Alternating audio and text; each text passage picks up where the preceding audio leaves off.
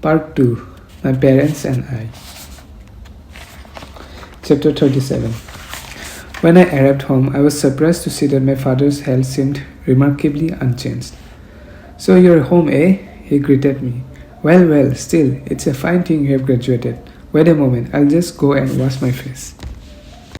He had been engaged in some task out in the garden and now he went around to the well at the back of the house.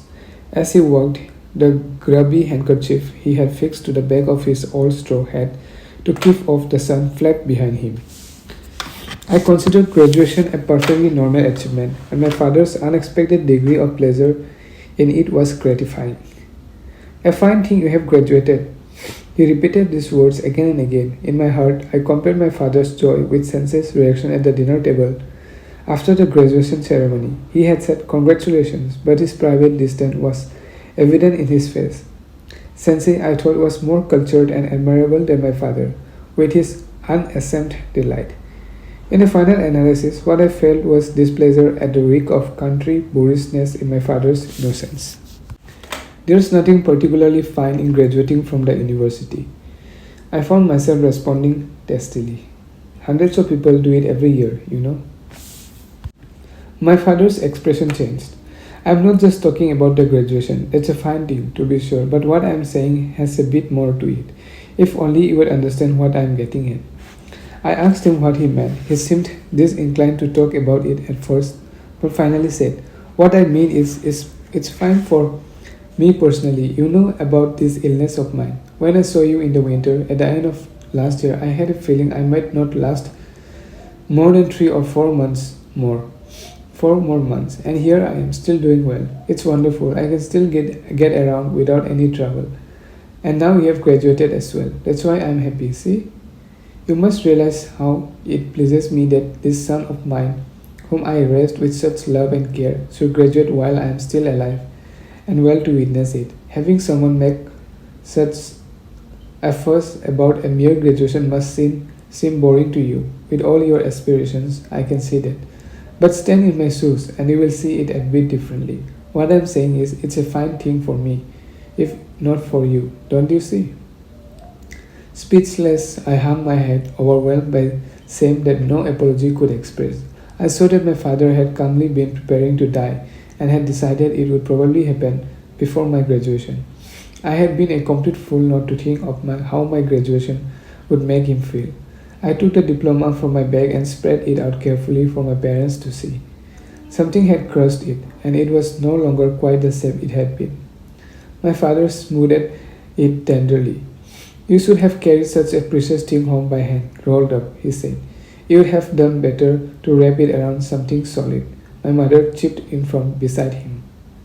After gazing at it for a while, my father rose to his feet and carried it over to the alcove, where he arranged it so that anyone who entered would immediately catch sight of it. Normally, I would have met some remonstrance, but just now I was a very different person than usual. I felt not the slightest inclination to contradict my parents. I sat silently and let my father do as he would. The wrap in the thick, elegant paper refused to respond to his attempts to strengthen it. No sooner had he managed to smooth it flat and stand it where he wanted than it would spring back of its own accord and threaten to tip over. Chapter 38. I called my mother aside and asked about his health. "Is it really all right for him to be going out in the garden like this and being so active?" "There's nothing wrong with him. He seems on the whole to have recovered." She seemed oddly calm. Typically for a woman who had spent her life among fields and woods far from the city, she was completely innocent in such matters. Yet her calmness struck me as peculiar, considering how disconcerted and worried she had been earlier, when my father had fainted. But back then the doctor's diagnosis was that it was a very problematic illness, wasn't it? Well, it seems to me there's no knowing what the human body is capable of. The doctor sounded very grim, and yet look at your father today, still so hale and hearty. I was worried for a while and tried all I could to stop him from doing things. But that's just who he is, isn't it? He takes care of himself, but he is stubborn. Once he gets it into his head that he is well, he will ignore me if I try to tell him otherwise. I recalled the way my father had looked and acted on my previous visit, when he had made such an effort to be out of bed and saved. Your mother shouldn't go exaggerating things, he had said, but I could not entirely blame her. I was able to suggest that she should at least keep an eye on him, but thought better of it. I just told her everything I knew about his disease, although most of it was only what I had learned from Sensei and his wife. My mother did not seem particularly affected as she listened. She merely remarked, well, the same illness, eh? Poor thing, what age was when she died? I gave up pursuing the matter with her any further and went directly to my father. He listened to my warnings with more attention. Absolutely, just as you say, he responded. But after all, my body is my own, and naturally I know best how to look after it, with all my years of experience. When I repeated this remark to my mother, she smiled grimly. There you are, I told you so. But he is thoroughly aware of the problem. That's exactly why he was so overjoyed to see me after I graduated. He told me so. He said he had thought before that he might not be alive, so he was happy he had survived in good health till I could bring back the diploma for him to see. Well, he's just saying that, in his heart of hearts, he is convinced he's still fine. You really think so? He plans to live another 10 or 20 years. Mind you, he does talk rather mournfully sometimes. I may not have much longer to go, he'll say. What will you do when I die? Will you stay on here alone? I found myself imagining this big old country house with my mother left alone here after my father's death. Would she be able to keep it going on her own? What would my brother do? What would she say? And in the face of this knowledge, could I turn back on the situation and go back to my carefree life in Tokyo? Now, with my mother before me, Sensei's warning sprang into my mind that I must make sure the property division was seen to while my father was still well. But there you are, she continued. People can carry on about dying and never show any sign of actually doing it. That's how your father is. He'll talk of death like this, but who knows how long he'll go on living. So don't worry. There's actually more cause to worry with someone who seems healthy and never talks like that. I listened in silence to these treat sentiments, unsure whether they sprang from mere speculation or hard facts. Chapter 39. My parents discussed together the idea of inviting guests over for a special celebratory meal in my honor. I had had a gloomy premonition that this might happen ever since I arrived. I was quick to reject the idea, begging them not to go making an unnecessary fuss. I disliked the kind of guests you got in the provinces. They came over with the sole intention of eating and drinking, happy for an excuse to get together.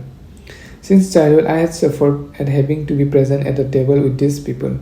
I could well imagine how much more painful it would be if I was the cause of the gathering, but I could not very well tell my parents not to invite such vulgar people over for a noisy get-together.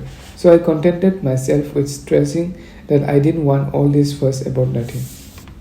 But it's far from nothing, my mother responded. It's a once-in-a-lifetime event. It's only natural that we should have a party to celebrate. Don't be so modest. She seemed to be taking my graduation as seriously as she would a marriage. We don't have to invite them, my father put in, but if we don't, there will be talk. He was concerned about what would be said behind his back. And true enough, these people were inclined to gossip and criticize at the slightest provocation if things weren't done as they believed they should be in such situations. It's not like Tokyo, he went on. Here in the country, people make demands. Your father's reputation is at stake too, my mother added. I could not press my own position. I decided simply to go along with whatever suited them. I was just asking you not to do it for my sake. If you feel there would be unpleasant talk behind your back, that's a different matter. There's no point in insisting on having my way if it's going to cause problems for you. You're making things difficult with that argument, my father said unhappily. Your father wasn't saying he's doing it for your sake, my mother broke in. But surely you must be aware yourself of your social obligations. Woman that she was, my mother's reasoning grew rather incoherent at such times, though when it came to talking, she could easily outdo my father and me combined.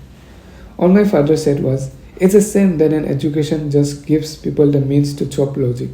But in this simple commitment, I read all my father's dissatisfaction with me. Unaware of my own stiff and chilly tone, I thought only of how unfairly he was seeing me. His mood improved that evening, and he asked me when it would suit me to invite the guest. No time was more suitable than any other for me, since I was just hanging around the old house doing nothing but sleeping and waking, so I took this as an indication that my father was being conciliatory. Seeing him so mild and gentle, I could only bow my head in acquiescence. We discussed the question and came up with a date for the invitations. But before the day arrived, something important occurred. It was announced that Emperor Meiji was ill. The word spread quickly around Japan via the newspapers. The plans for the celebratory party had already upset our provincial household. Now, just when the matter seemed settled, this news came to scatter those plans like so much dust upon the wind. Under the circumstances, I think we'd better call it off. So said my father as he sat, bespectacled, reading the newspaper. He seemed to be silently thinking also of his own illness.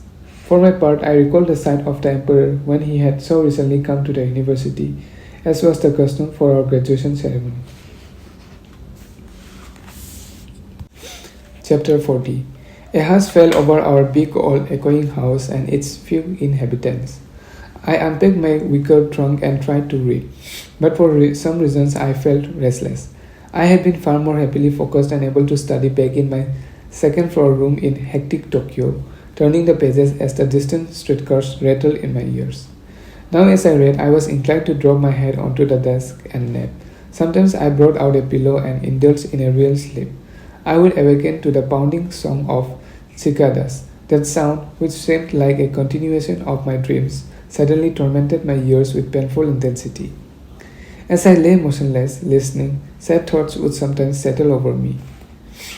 Abandoning reading for my writing brush, I wrote brief postcards or long letters to various friends. Some had stayed on in Tokyo, while others had returned to distant homes. Some replied. From others I heard nothing. Needless to say, I did not neglect Sensei. I sent him 3 closely written pages describing all that had happened since my return. As I sealed the envelope, I wondered whether he was still in Tokyo. Customarily, whenever Sensei and his wife went away, a woman in her 50s with a plain widow's haircut came and looked after the house. I once asked him what relation she was to them, to which he replied, "What do you think?" I had had the mistaken impression that she was a relative of his. "I have no relatives," he responded when I told him this. He had absolutely no communication with anyone related to him back in his hometown. This woman who looked after the house turned out to be someone from his wife's family. As I slipped my letter into the post, an image of this woman, her narrow ovi informally knotted at her back, rose unbidden in my mind. If this letter arrived after Sensei and his wife had left for their summer retreat, would she have the good sense and kindness to send it straight on to him? I wondered. I was well aware that the letter did not contain anything of real importance. It was just that I was lonely and anticipating his reply. But nothing came. My father was not as keen on playing shogi as he had been the previous winter. The dust-covered shogi board had been set aside in a corner of the alcove. Since the news of the emperor's illness reached us, he had grown thoughtful and preoccupied. He waited each day for the newspaper to be delivered and was the first to read it. Once done, he would bring its pages over for me, wherever I happened to be. "Here, look at this," more details on His Majesty's condition. This was how he always referred to the emperor. It's a presumptuous thing to say, but His Majesty's illness is a little like my own. My father's expression was clouded with apprehension. At his words, I felt a sudden flicker of anxiety that he might die at any time. "But I'm sure it will be all right," he went on. "Mere nobody then that I am. I'm still doing fine, after all." Even as he was congratulating himself on his state of health, he seemed to anticipate the danger that threatened to descend at any moment. "Father is actually afraid of his illness, you know," I told my mother. "He is not really determined to live another 10 or 20 years, as you say he is." Bewilderment and distress appeared on her face. Try to interest him a bit in playing shogi again, will you? She said. I retrieved the shogi board from the alcove and wiped off the dust. Chapter 41. Slowly my father's health and spirits declined. His big straw hat with its handkerchief, the one that had taken me by surprise when I first arrived, now lay neglected. Whenever I caught sight of it on the soot-blackened shelf, I was filled with pity for him. While he still managed to be up and about with ease, I anxiously cautioned him to take things more carefully. Now, seeing him sitting pensive and silent, I realized he had indeed been relatively well before. My mother and I had many discussions about it. It's his state of mind that's doing it, she maintained, connecting his illness with that of the emperor. But I felt it was not so simple. I don't think it's just his state of mind. I think he's actually gone downhill physically. It's his health that's the problem, not his mood. As I spoke, I began to feel it would be wise to call in a good doctor from somewhere else to have a look at him. You are having a very boring summer, aren't you? My mother remarked. We can't celebrate this fine graduation of yours and your father so unwell, and then there's His Majesty's illness. We really should have that party as soon as you got home. I had returned on the 5th or 6th of July, and my parents had begun to talk about the celebration a week later. The date that had finally been chosen was over a week after this. This leisurely country approach, free of any sense of urgency, had spared me the social occasion I so disliked. But my uncomprehending mother seemed unaware of my relief. The day word of the emperor's death arrived. My father groaned aloud, newspaper in hand. His Majesty had passed away, and I too. He said no more. I went into the town to buy some black mourning cloth. We wrapped it around the shiny metal ball on the tip of our flagpole, hung a long 3-inch wide strip from the top of the pole, and propped it at our front gate, pointing at an angle into the street. The flag and the black mourning strip hung listlessly in the windless air. The little roof over our old gate was thatched. Long exposure to rain and wind had discolored it to a pale grey, and the surface was visibly pitted. I stepped out into the street to examine the effect, taking in the combination of black strip of cloth and white muslin flag with its red rising sun symbol dyed in the center, and the look of this flag against the dingy thatch of the roof. Sensei had once asked me what sort of street front our house had. I imagine it looks very different from the gate at the house where I grew up, he had said. I would have liked to show Sensei this old house I was born in, but the idea also made me embarrassed. Back inside, I sat alone at my desk, reading the newspaper and imagining the scenes in distant Tokyo. The images in my mind coalesced into a scene of the vast city stirring everywhere with movement in the midst of a great darkness. I saw Sensei's house, a single point of light in the seething, anxious throng that struggled blindly through the blackness. I could not know that even then the little light was being drawn irresistibly into the great soundless whirl of darkness, and that I was watching a light that was destined soon to blink out and disappear. I reached out for my writing brush, thinking I would write to Sensei about the emperor's death, but having written about 10 lines, I stopped. I tore the page into shreds and threw it in the bin. It seemed pointless to write these things to Sensei, and besides, judging from previous experience, I would receive no reply. I was lonely. This was why I wrote letters. I hoped for a response. Chapter 42. In mid-August, I received a letter from one of my friends saying that a certain middle school in the provinces had an opening for a teacher and asking me if I would like to take it. This friend was himself actively searching for such a position from financial necessity. The offer had originally been directed to him, but he had found a position in a better part of the country, so he had kindly offered it to me. I quickly sent back a refusal, saying that a number of other people we knew were doing their best to find teaching positions, and he would offer it to one of them. After I sent the letter, I told my parents about it. Neither seemed to object to the fact that I had declined the offer. There will be other good jobs. You don't need to go off to a place like that, they both said.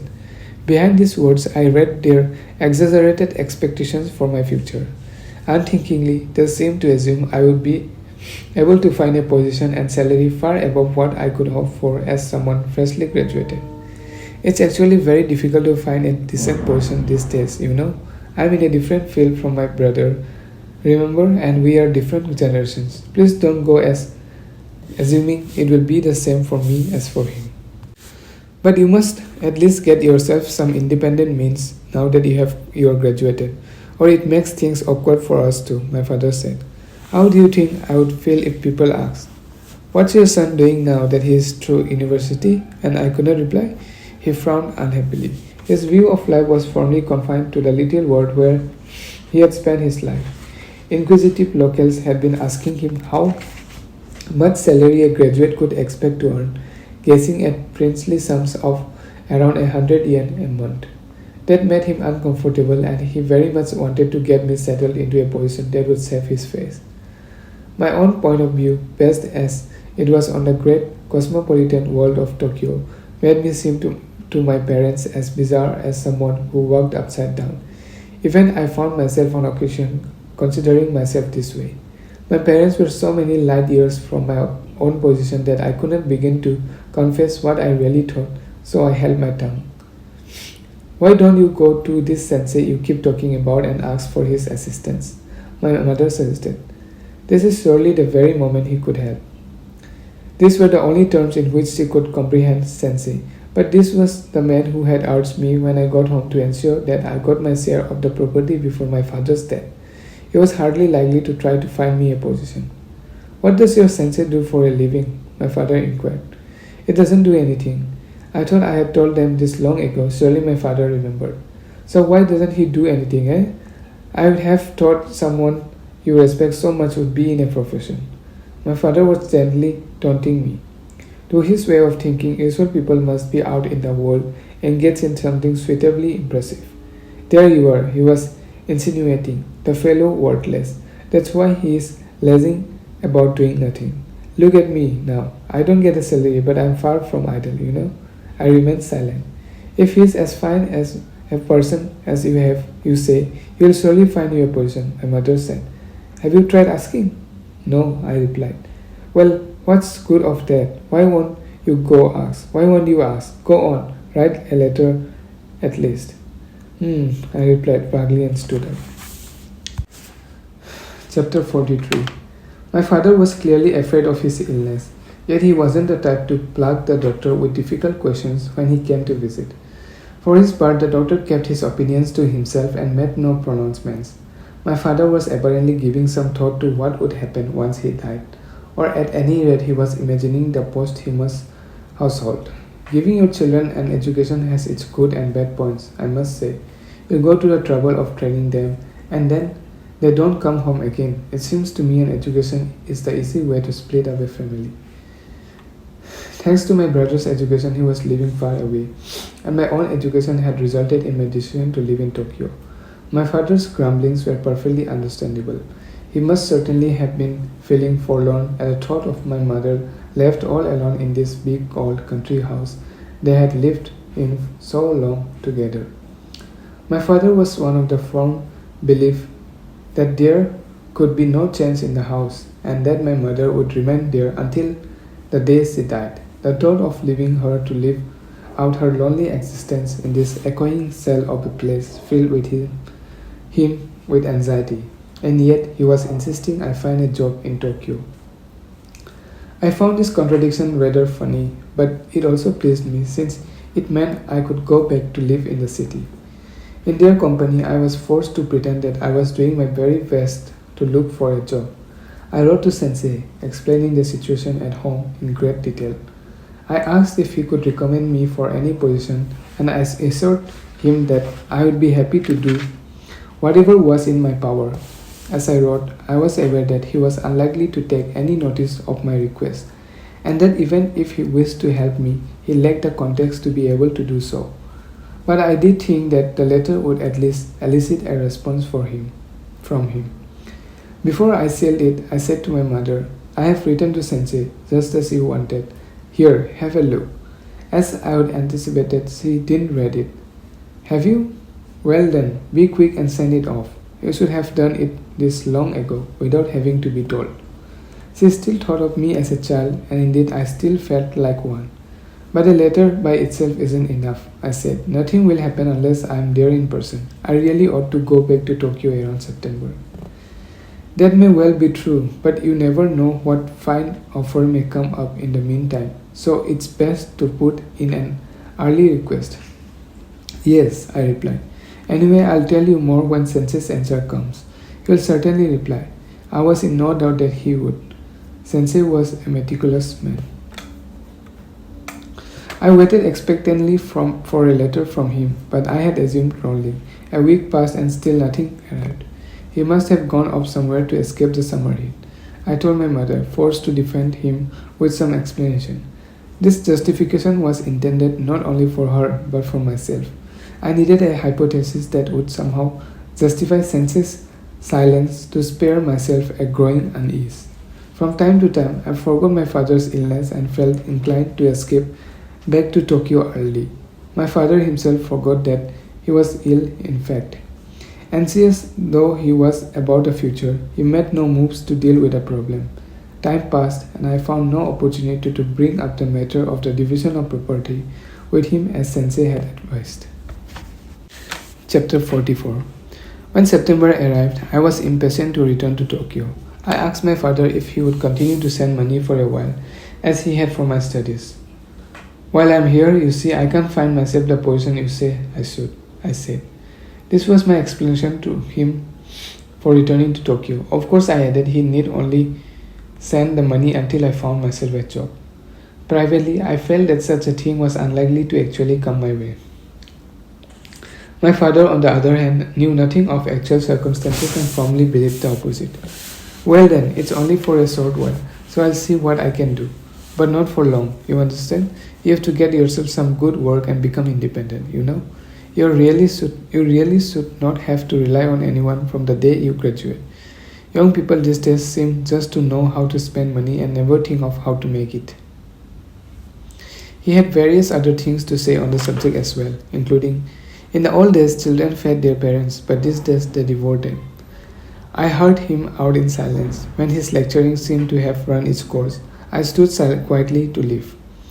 He asked me when I was planning to go. The sooner the better as far as I was concerned. Ask your mother to find an auspicious day in her almanac, he said. I will. I was extraordinarily meek with him. I hoped to be able to live without having to stand up to him, but he held me back. We'll be lonely when you're gone, with just the two of us here. It would be fine if I were well, but as things stand, there's no knowing what might happen when.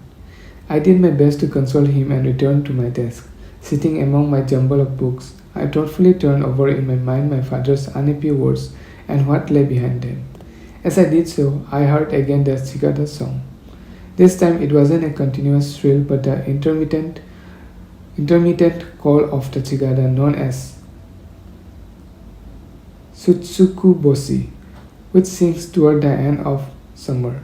In past summers, when I had been home, I had often tasted a strange sadness as I sat quietly in the midst of the seething cicada song. This sorrow seemed to pierce deep into my heart, along with a piercing insect cry. Always at such times I would sit alone and still, gazing into myself. Since returning home this time, the sadness had undergone a gradual change. As the summer cicada's strident song gradually gave way to the more hesitant call of the Tsutsukuboshi, the fates of those around me also seemed to be slowly turning through the great karmic wheel. As I pondered my father's lonely words and feelings, I thought of Sensei, from whom I had received no reply. Since Sensei and my father seemed exactly opposite types, they easily came to mind as a pair, through both association and comparison. I knew almost everything about my father. When we parted, the emotional bond between parent and child would be all that remained. Of Sensei, on the other hand, I still knew very little. I had had no chance to hear from him the promised story of his past. Sensei was, in a word, still opaque to me. I could not rest until I had moved beyond this state and entered a place of clarity. Any break in relations with him would cause me anguish. I asked my mother to consult the almanac and fixed a date on a date for my return to Tokyo. Chapter 45. It was almost time for me to leave. It must have been my second to last evening at home when my father had another fall. I was tying up the wicker trunk packed with my books and clothes. My father had just gone into the bathroom. My mother went in to wash his back, then cried out to me. When I rushed in, my naked father was slumped over, supported from behind by my mother. By the time we brought him back into his room, however, he was declaring that he was all right. Nevertheless, I sat by his pillow, cooling his forehead with a damp towel until 9 o'clock, when I finally got up to eat a light supper. The next day, my father was in better shape than expected and insisted on getting up to go to the toilet himself, despite our protest. "I'm fine again," he announced, repeating the words he had spoken to me the previous winter, after he had had the first fall. At that time, he had indeed been more or less fine, and I hoped that the same would prove to be the case this time. But the doctor just cautioned us to be careful, and even when we pressed him, he would say nothing more definite. Because of this fresh anxiety, when the day of my departure arrived, I no longer felt inclined to go. "So I stay a bit longer just to see how it goes," I said to my mother. "Yes, please do," she begged me. My mother, who had been unconcerned as long as my father could still go out into the garden or the backyard, now overreacted in the opposite direction and was consumed with worry. "Wasn't this the day you were going back to Tokyo?" my father inquired. "Yes, but I put it off for a while," I told him. "Is it because of me?" he asked. I hesitated. If I said it was, it would only confirm that he was seriously ill. I didn't want to unnerve him, but he must have read what was in my heart, for he said, "That's a shame for you," and turned away to face the garden. I went back to my room and looked at the wicker trunk abandoned there. It was securely fastened, ready to leave at a moment's notice. I stood vacantly before it, wondering whether to untie the straps. I spent 3 or 4 days in a state of awkward suspension, like one half risen from his seat to leave. Then my father had another fall. The doctor ordered absolute rest. "What will we do?" my mother murmured to me in a voice hushed so that my father would not hear. She looked miserable. I got ready to send telegrams to my brother and sister, but my father was experiencing almost no pain. The way he talked, he might have been in bed with no more than a cold, and he had an even better appetite than usual. He was disinclined to listen to warnings from those around him. "Since I am going to die, I intend to die eating tasty food." These words struck me as both comic and tragic. After all, he was not in the city, where really tasty food was actually to be had. In the evening, he asked for strips of persimmon-flavored rice cake, which he munched on with relish. Why should he hanker so? He must surely still have quite a strong spirit, said my mother, groping in her despair for anything positive. Interestingly, to refer to his desire for food, she was using an all expression that was once specifically associated with illness. My uncle paid my father a visit, and as he rose to leave, my father held him back, loath to let him go home. He said it was because he was lonely, but he also seemed to want to complain to someone about how my mother and I were not giving him enough to eat. Chapter 46. My father's condition remained unchanged for over a week. During that time, I sent a long letter to my brother in Kyushu and asked my mother to write to my sister. I had a strong feeling that this would probably be the last letters detailing to them my father's state of health. Our letters included the information that we would telegram when the time came, so they should stand ready to come at short notice. My brother was in a busy line of work. My sister was pregnant. Neither was in a position to be called until my father was in evident danger. On the other hand, it would be awful if they were asked to make the journey only to arrive too late. I felt a private weight of responsibility about exactly when the telegrams should be sent. I couldn't give you a precise answer on that, but you must understand that the danger can arise at any time, said the doctor, who had come from the nearby railway station. I talked it over with my mother, and we asked him to arrange for a nurse from the hospital to be hired. When my father laid eyes on this woman who arrived at his bedside in a white uniform to greet him, he had a peculiar expression on his face. My father had long known that he was mortally ill. Nevertheless, he was unaware that death was now fast approaching. When I when I'm well again, I might take another trip to Tokyo, he remarked. Who knows when you will die? You have to do all the things you want while you are alive to do them. My mother could only respond with, I hope you will take me along when you go. But sometimes he grew deeply dejected. You make sure to take good care of your mother when I die, he said to me. His when I die evoked a certain memory. That evening after my graduation, when I was preparing to leave Tokyo, Sensei had used this same phrase several times in a conversation with his wife. I remember Sensei's smiling face as he spoke, and his wife blocking her ears against the inauspicious words. The words had been merely hypothetical then, but now they rang with the certainty that sometime soon they would be fulfilled. I could not emulate Sensei's wife's response, but I did need to find a way of distracting my father from his thoughts. Let's hear you talking a bit more optimistically. Didn't you say you would take a trip to Tokyo when you were all again? I asked. With mother, you will be amazed when you see it next at how it's changed. The streetcars, for instance, there are all sorts of new routes now, and once streetcars go into neighborhood, of course, the whole look of the area changes. And the city divisions were recently revised. There's not a moment, day or night, when Tokyo stands still. My tongue went prattling on out of control while he listened contentedly. The presence of an invalid meant that there were a lot more comings and goings at the house. Every few days, one or another of the relatives called to visit my father. Among them were some who lived farther away and were normally not in close contact.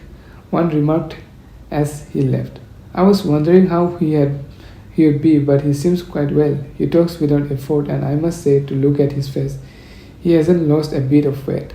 The household, almost too quiet for comfort when I first arrived, was now filled with increasing bustle and activity. My father's illness was the one thing that stood still in the midst of all this coming and going, and it was slowly growing worse. After consulting with my mother and uncle, I finally sent off the telegrams I had prepared. My brother replied that he would soon be there, and my sister's husband replied similarly.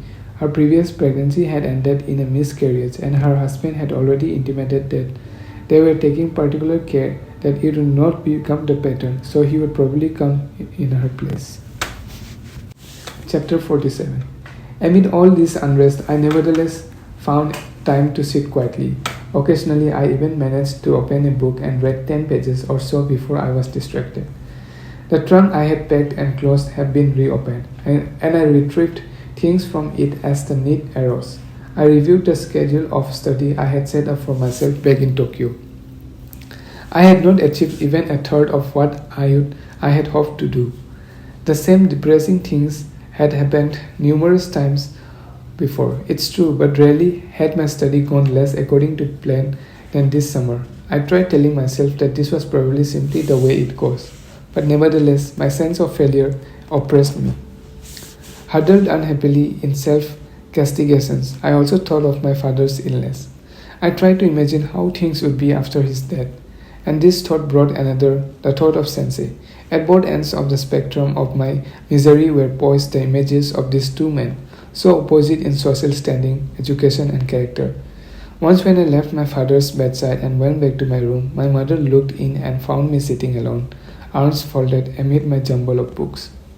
Why not take a nap, she suggested. You must be a bit exhausted. She had no comprehension of how I felt, nor I was childish enough to really expect her to. I simply thanked her. However, she continued standing in the doorway. How's father? I asked. He is having a good sleep, she replied. Suddenly she stepped into the room and came and sat beside me. Has anything come from Sensei yet? She had believed me when I assured her there would be a reply. But even when I was writing to him, I had had no expectation that he would send the kind of reply that they were hoping for. In effect, I had knowingly deceived her. Write to him again, will you? She urged. I was not inclined to begrudge the effort of writing any number of useless letters if it would comfort my mother, but having to press sensei on this matter was painful. I dreaded earning his scorn far more than being scolded by my father or hurting my mother. I already suspected that his lack of response to my previous letter bespoke precisely that reaction from him. It's easy enough to write a letter, I said, but this isn't the sort of matter that gets solved through the mail. I have to go to Tokyo and present myself in person. But with your father the way he is, there's no knowing when you can go to Tokyo. Exactly, and I'll be staying here till we know what the story is, whether he gets better or not. That goes without saying. Who on earth would leave someone as ill as he is and take off to Tokyo? After all, my first reaction was pity for my innocent mother, but I couldn't understand why she would choose this hectic moment to bring up the problem. Was there something in her makeup that was equivalent to the oddly casual way I could forget my father's illness and sit calmly reading, something that allowed her to temporarily forget the invalid in her care and concern herself like this with other matters? As this thought was crossing my mind, my mother spoke. Actually, she said, it's my belief it would be a great comfort to your father if you could find yourself a position before he died. The way things are going, it may be too late, but really, the way he talks shows how he is still quite aware of things. You should be a good son and make him happy while you still can. Alas, the situation prevented me from being a good son, and I wrote no more to Sensei. Chapter 48. When my brother arrived, my father was lying in bed reading the newspaper. My father had always made a special point of looking through the newspaper every day, and since he had taken to his bed, boredom had exacerbated this urge.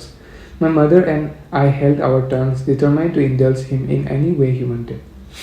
It's wonderful to find you looking so well, said my brother cheerfully as he sat talking with him. I came expecting you to be in a pretty bad way, but you seem absolutely fine. His boisterous, high spirit struck me as rather out of keeping with the situation. When he left my father's side and came to talk to me, however, he was much more somber. Isn't it a bad idea to let him read the newspaper? I think so too, but he won't take no for an answer, so what can we do? My brother listened in silence to my justifications, then asked, how well does he understand it, I wonder? He had apparently concluded that my father's illness had affected his grasp of things.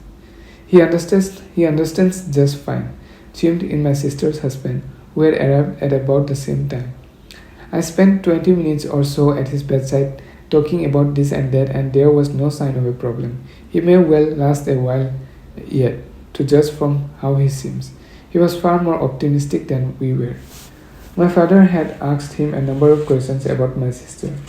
You must not let her rock about in trance in her condition, he had told him. It would only be a worry for me if she endangered herself by coming to see me. And he added, don't worry, I'll be better in no time, and then I'll take the trip up there myself for a chance and meet the baby. When General Nogi committed ritual suicide soon after the emperor's funeral, stating that he was following his lord into death, my father was the first to learn of it from the newspaper. Oh no, this is dreadful, he exclaimed. We, of course, knew nothing of what had prompted these words, and they gave us quite a shock. I really thought he had turned a bit odd, my brother said later to me. It sent a cold shiver down my spine. My sister's husband agreed that he had been alarmed as well. Just then the paper was filled daily with news that made us country folk eager to read every issue. I would sit beside my father, going carefully through its pages, and if I didn't have enough time, I quietly carried it off to my room, where I read it cover to cover. The photograph of General Nogi in his military uniform and his wife, who had died with him, dressed in what looked like the clothing of an imperial lady in waiting, stayed with me vividly for a long time. These tragic winds were penetrating even our distant corner of the land, shaking summer's sleepy trees and grasses, when suddenly I received a telegram from Sensei. In this backwater, where the mere sight of someone dressed in the Western style would set the dogs barking, even a telegram was a major event. My startled mother was the one to accept its delivery at the door, and she called me over to hand it to me in private. What is it? She said, standing expectantly beside me as I opened the envelope. The telegram simply stated that he wanted to see me and asked if I could come. I cocked my head in puzzlement. It's bound to be about a position he has found for you, declared my mother, leaping to conclusions. Perhaps she was right, but if so, it seemed a bit strange. At any rate, having called my brother and brother-in-law to come because the end was near, I certainly could not turn my back on my father's illness and run off to Tokyo. I talked it over with my mother and decided to send a telegram replying that I was unable to go. I appended a very brief explanation that my father's illness was becoming critical, but that was not enough to satisfy me.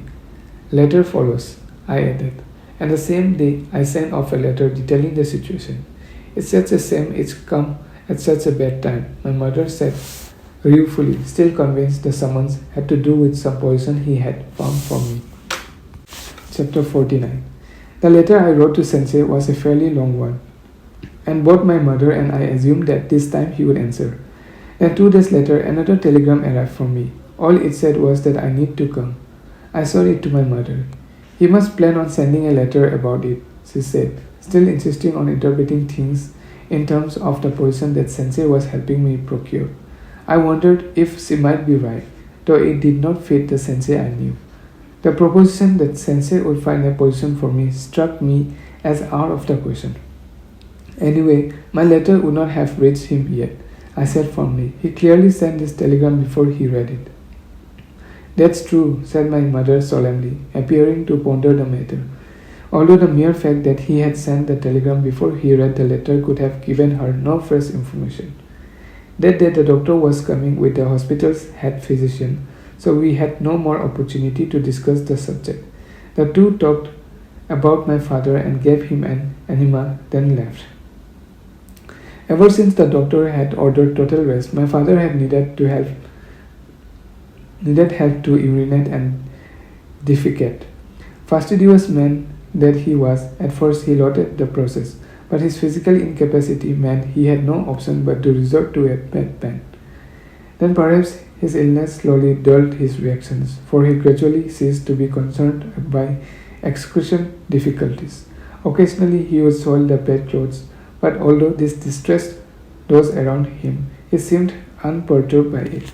The nature of his illness, of course, meant that the amount of urine lessened dramatically. This worried the doctor. His appetite too was gradually fading. If he occasionally wanted to eat something, it was only to test it. He actually ate very little. He even lost the strength to take up his accustomed newspaper. The glasses by his bedside lay untouched in their black case. When he received a visit from Saka-kun, a friend since childhood who now lived about 2 miles distant, my father merely turned glazed eyes in his direction. "Ah, Saka-kun, is it?" he said. "Thanks for coming. I wish I was well like you. It's all over for me."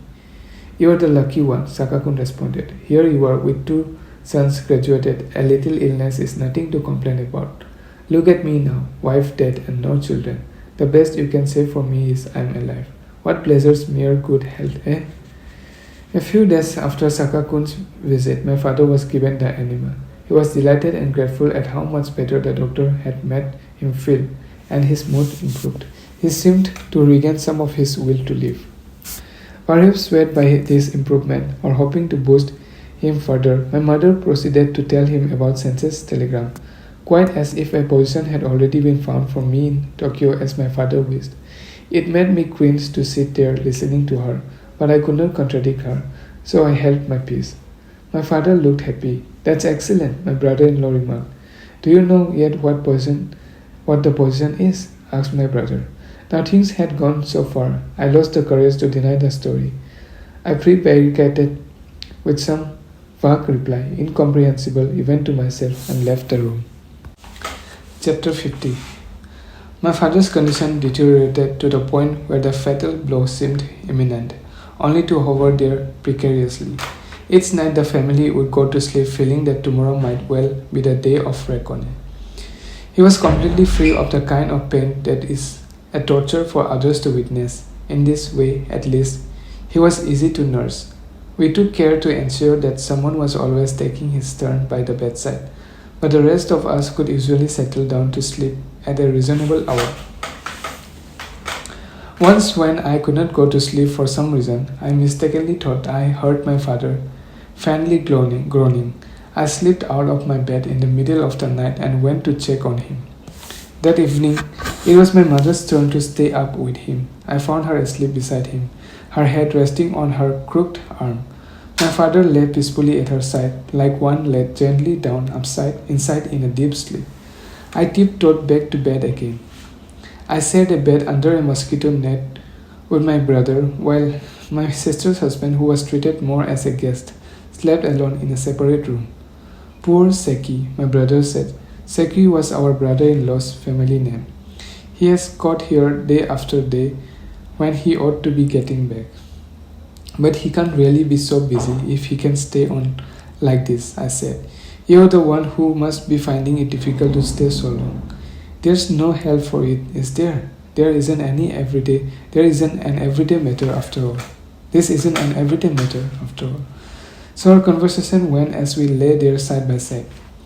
My brother believed, as I did, that our father was doomed, and this being so, we longed for it all to be over. Essentially, we were awaiting our father's death, but we were reluctant to express it that way. Yet each of us was well aware of what the other was thinking. He seems to be still hoping he will recover, doesn't he? My brother remarked. This idea was not entirely unjustified. When neighbors came to visit him, my father always insisted on seeing them.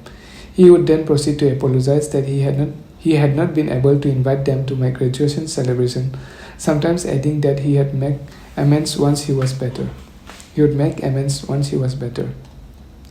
It's a good thing your celebration party was cancelled, you know, my brother remarked to me. Mine was dreadful, remember? His words prodded my memory and I smiled wearily, thinking of that event's alcohol-inflamed disorder. I had painful memories of the way my father had gone around forcing food and drink on everyone. We two brothers were not terribly close. When we were little, we had fought a lot, and being the younger, I was constantly reduced to tears. In school, our different choices of field of study clearly reflected our different characters. While I was at the university, and especially once I had come in contact with Sensei, I came to look on my distant brother as rather an animal. We had not met for a long time and lived very far apart, so both time and distance separated us. But circumstances had at last brought us together again, and a brotherly affection sprang up naturally between us. The nature of the situation played a large part. There at the bedside of our dying father, my brother and I were reconciled.